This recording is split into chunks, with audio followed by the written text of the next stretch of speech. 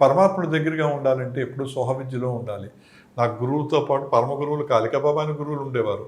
ఆయన నాకు బోధించింది ఏంటంటే, రామ్మూర్తి ఎప్పుడూ ఒక ఉచ్ఛ్వాస నిశ్వాసని వేస్ట్ చేయకు. అంటే ఎక్కువ మాట్లాడకు, ఎవరితోటి అతిగా మాట్లాడకు, నువ్వు ఎప్పుడూ నీ శ్వాసలోనే ఉండు, ఎప్పుడూ సోహంభృతిలోనే ఉండు, ఎల్లప్పుడూ శ్వాసలోనే ఉండు, సోహంభృతిలో ఉండు.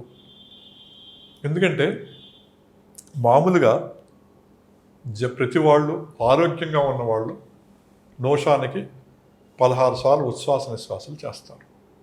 అనారోగ్యంగా ఉన్న వాళ్ళు ఇంకా పెరుగుతాయి. అదే ఈ క్రియలో ఉన్న వాళ్ళకి ఈ ఉచ్ఛ్వాస నిశ్వాస చేసే క్రమం తగ్గుతూ అతి సూక్ష్మానికి చేరుకోగలుగుతారు.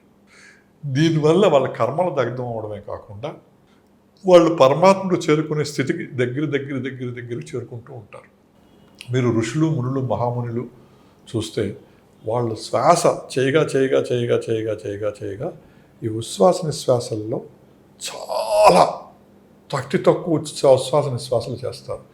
ఎలాగయ్యా అంటే మీరు ఇప్పుడు గమనిస్తే కుక్క ఎక్కువసార్లు ఉచ్ఛ్వాస నిశ్వాసాలు చేస్తుంది, దాని జీవన పరిణామం చాలా తక్కువ. అలాగే తాబేలు అతి తక్కువ ఉచ్ఛ్వాస నిశ్వాసాలు చేస్తుంది, దాని జీవన పరిణామం చాలా ఎక్కువ. అలా కాబట్టి ఋషులు, మహానుమునులు, హిమాలయస్లో ఉన్న మహాయోగులు వేల సంవత్సరాలు బట్టి, వందల సంవత్సరాలు బట్టి ఉన్నారయ్యా అంటే ఈ ఉచ్ఛ్వాస నిశ్వాస ప్రతిపాదకపోతే ఉన్నారు. వాళ్ళు చేసేది అతి తక్కువ ఉచ్ఛ్వాస నిశ్వాసం ఉంటుంది వాళ్ళకి. ఎందుకంటే అంత కమాండ్ వచ్చేసింది ఆ ఉచ్ఛ్వాస నిశ్వాసలో. ఆ విద్య ద్వారా ఆ సోహం బ్రీత్ చేయగా, క్రియా విద్య